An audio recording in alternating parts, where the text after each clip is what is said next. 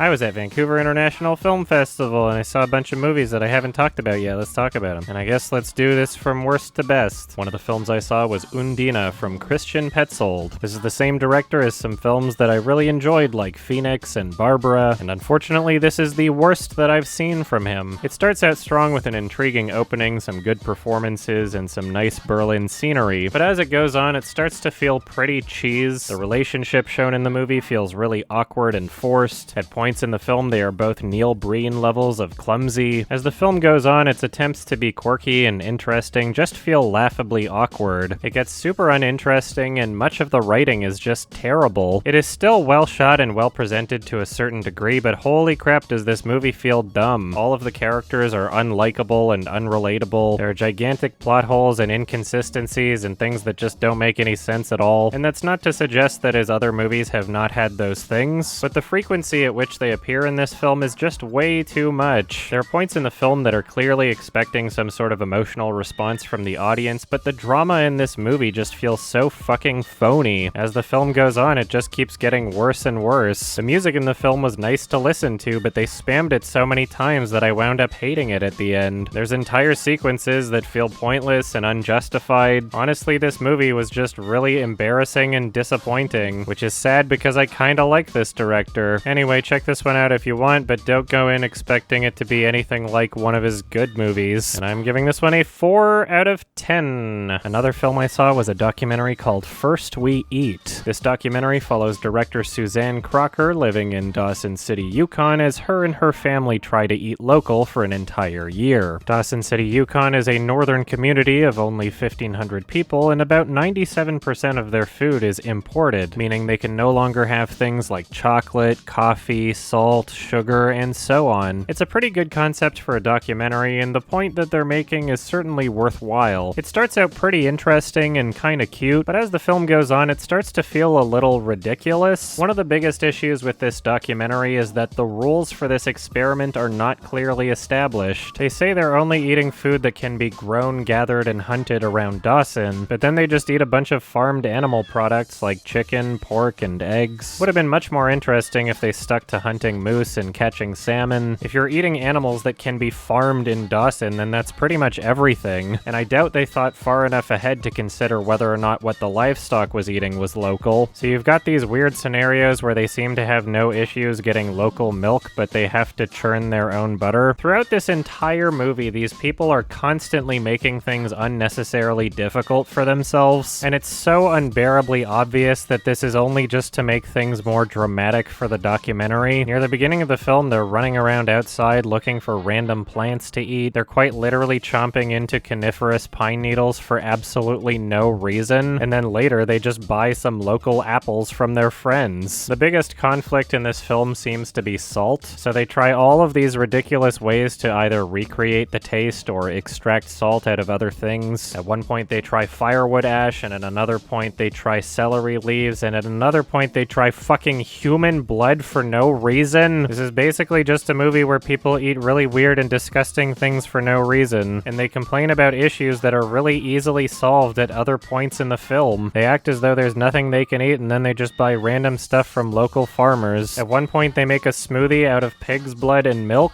Why? There's this constant injection of fake drama that contradicts itself throughout the film. There's a sequence where they drive home just how important it is to find a moose to hunt this year. They say things like, oh no, there aren't as many wild berries this year, and there aren't any mushrooms this year, so what will we do if we don't find a moose? We're done for. But they've already eaten plenty of salmon and chicken and pig by this point, so the conflict doesn't make any sense. Why are you so worried if you don't find a moose? Just eat the other things you've been eating. Throughout the film, the director sets up shots where she just sits in front of the camera and starts being really dramatic about everything for no reason. Like she literally set up the camera to start complaining about the dishes. A lot of this just feels really forced, like she's basically acting. This movie was pretty bizarre and nonsensical, but it was still entertaining, and the character of the small town does add to the film at least. Despite all of my criticisms, I would still recommend it. The ridiculousness of this film kept me focused and engaged the entire time. I was shouting at the screen saying things like, "What are you doing?" and "Why would you do that? What is going on?" It was a pretty engaging movie, and I might see it again sometime, I don't know. So yeah, if this sounds interesting to you, then check it out, I guess. guess. And I'm giving this one a 5 out of 10.